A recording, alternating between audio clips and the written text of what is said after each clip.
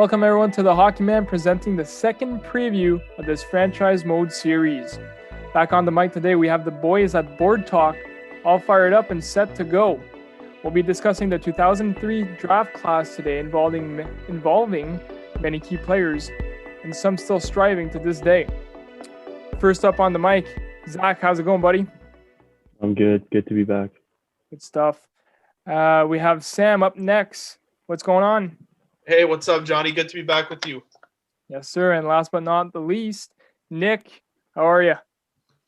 I'm great. Better now. Excited to get going back at it with another episode. Perfect. So, boys, I'm honestly very excited for this one because I think we all knew, for lack of better words, how bad that last team was nowadays. So the 96-02 draft, a lot weaker than the one we have today.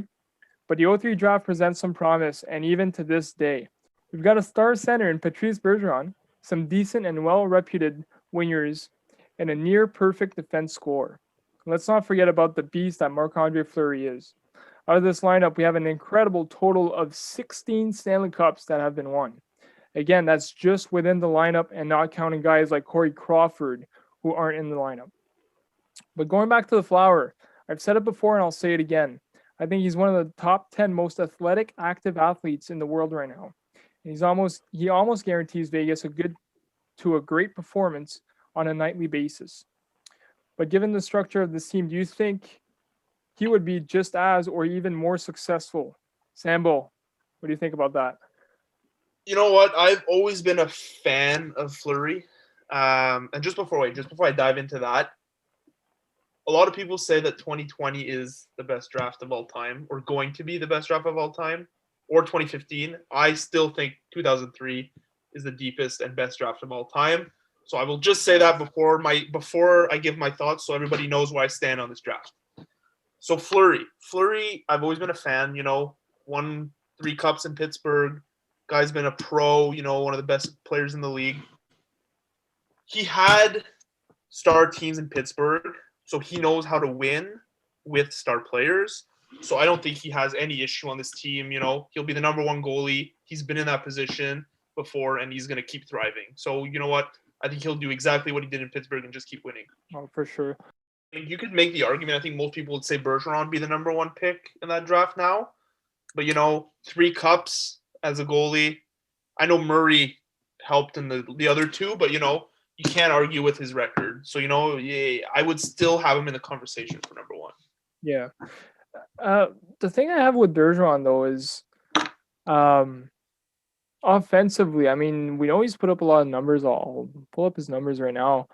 But he's put up some numbers, but he's not like, let's say, the foreshadowing to the 04 draft class. He's not like a Crosby kind of guy where he puts up 120 points on some given seasons.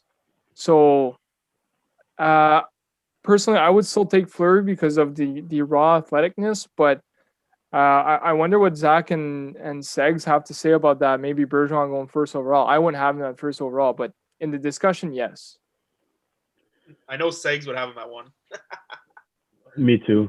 I think Fleury's one of the best goalies of like the 2000s, let's say, but I think good goalies come along more often than Selke winners. Right. Yeah. That's good. I would take Bergeron 1. I know he's not, like you said, a 120-point guy, and that was never his game.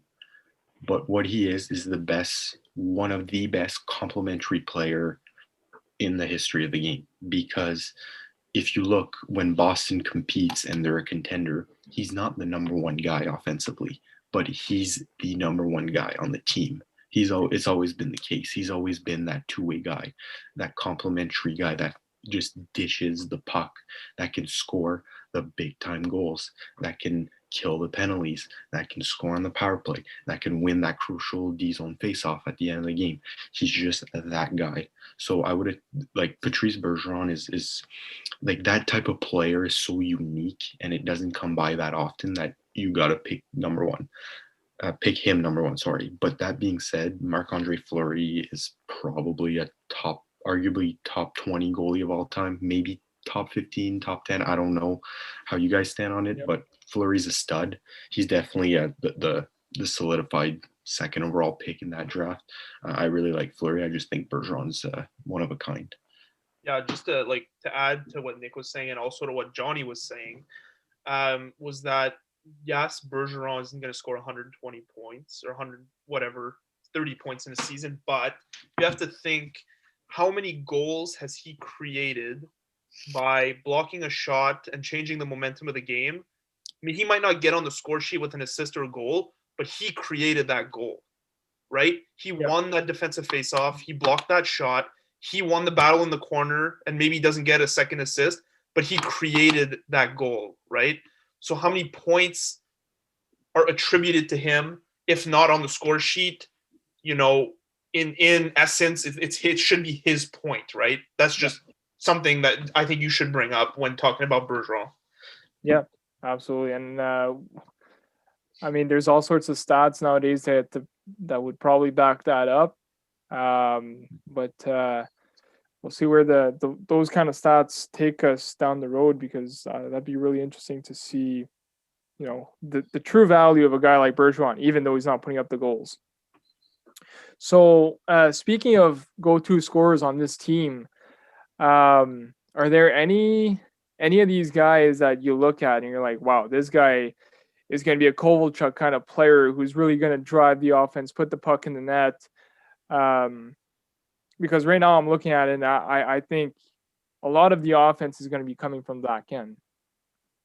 Agreed. I don't think you have a pure Kovalchuk scorer, but you have, in my opinion, the most underrated goal scorer of all time on your team, and that's Joe Pavelski.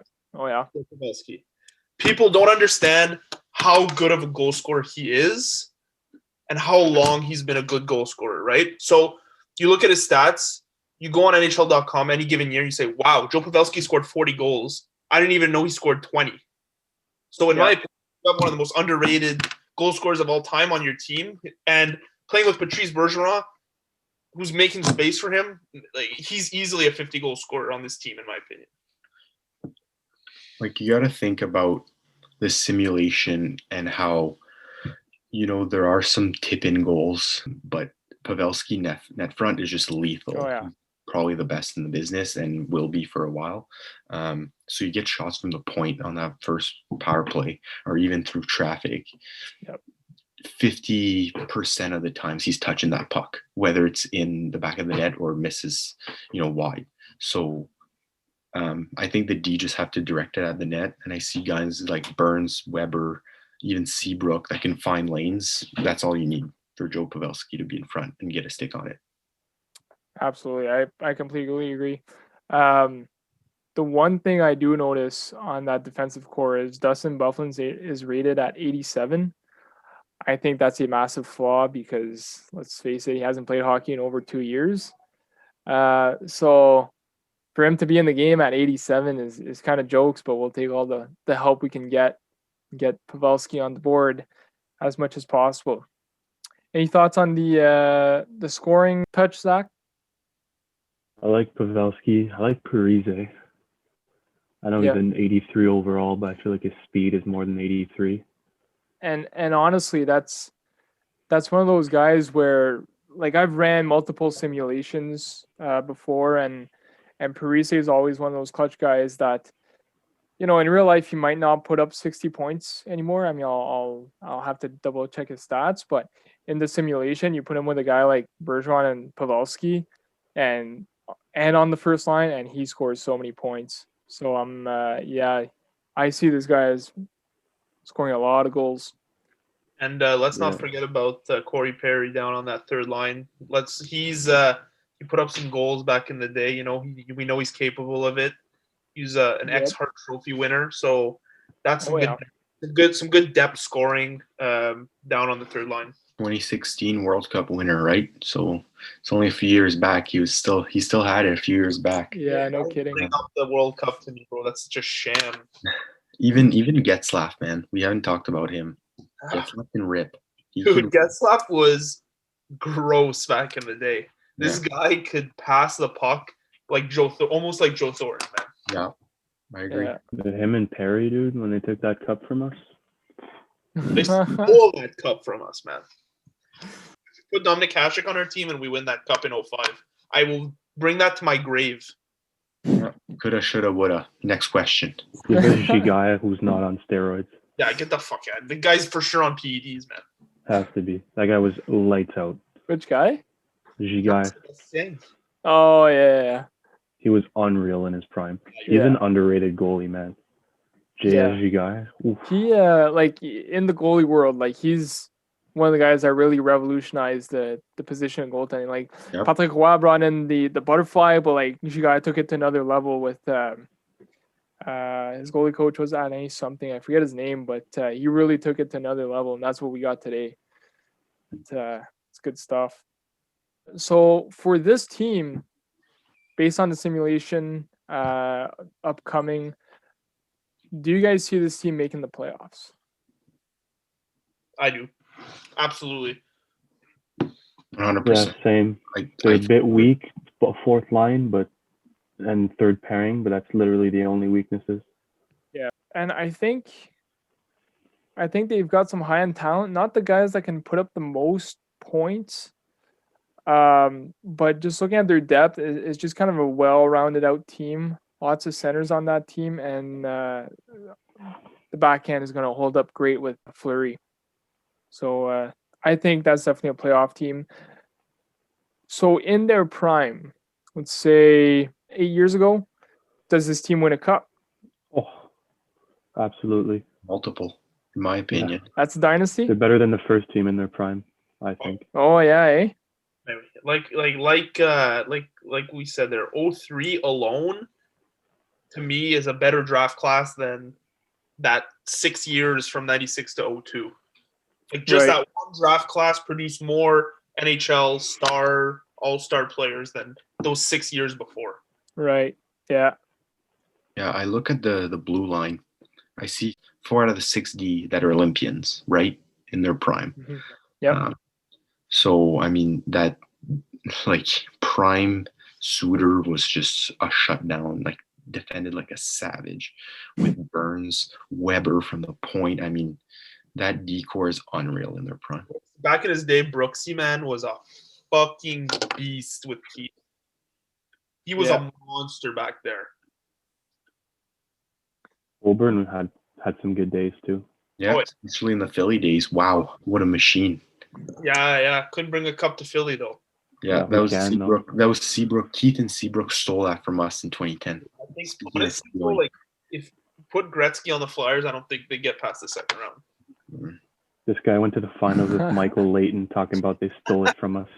Yeah, exactly. We had our third string goalie in this. Thanks for proving my point. Come on, man. You guys got lucky. It's like us in 2017. Oh, Third string. I'm not convinced Emery or Boucher was Ray Emery that was much good, better man. than Layton. Come on, Ray Emery was good. He was young in 07, went to the finals. He was just a solidified goaltender in the league. Starter in the league. I know this isn't part of like the simulation, but like let's talk like how tragic Emery's life was, bro. 2 trips to the cup final, can't win a cup, and then retires and drowns. Like, come on, bro. Yeah. The guy never had a chance. Yeah. It's Anyway. Life takes you It was places. dark, man. It's dark. Anyway, a little bit of a shorter episode today. So we're gonna jump into predictions for the simulation. I think Segs had the 96-02 draft at 33. Sambo, you had 27? 28. 28? Yeah. And Zach, you had 27, 28, around that ballpark. I had 29. Yeah, 29. Price is right in me. I was just a little bit below that. So for this one, let's start off with Sambo. I think this team is top 10, personally. Yeah. Just because of the depth. You still have star player in Bergeron, Pavelski, Fleury. You still have that star power who can get you up the standings. So give me 8th place with 44 wins. Okay. I'll go 11th place with 41 W's. Ooh, does 41 wins? Does that get you in the playoffs? So that's how many points? That's Depends how many OT losses you I have. don't know if they make playoffs. Do I have to predict that? Oh, really? Well, yeah. Let's say do they make playoffs? Yes or no? Oh yeah, I got them top 3 in their division. Yeah, okay. I'll stick with the 11th in the league, but I'll give them 43 wins and some bounces in OT and shit. Okay.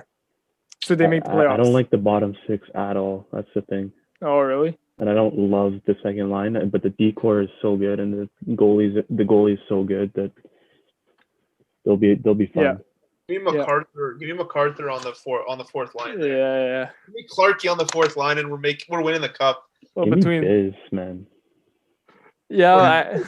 Give me Biz, boys. I don't know. I'm going 12th place. Okay, but I'll go around the. Zach, you said 41 and Sam said 44, right? I'll go 42. I'll go in the middle. So I won't price is right, you guys. But I'll go right in the middle. I'll go 42. I think they win one game over 500. That's not including the OT losses, but I think they make the playoffs. Okay. For me, I've got them making playoffs in a wild card, probably around that area. I'll go with Nick on this one. 42 wins, and they make the playoffs, but not by much. Maybe by a point or two. Anyway, boys, any final thoughts before we send this one off? Gotta say, man, love the 03 draft class. Love what we're doing here. Lots of fun. Look forward to being on some more episodes with you boys. Yeah, I mean, final thoughts. You got Brian Elliott, third goalie. He's been a stud this year. You check at this year's stats, he's been a great backup on a number 1 team, contending team, number 1 team. So, great goalie, great asset to the team. I think he's going to do great. He's been average for 15 years. He won't even dress once, but enjoy him. That's good. Once again, thank you, boys. Always a great time chatting hockey with you guys. That'll do it for the second preview. Thank you for watching, and stick around for the simulation and other episodes. Thanks, boys. Have a good one. Yeah, take care, Johnny. Yep.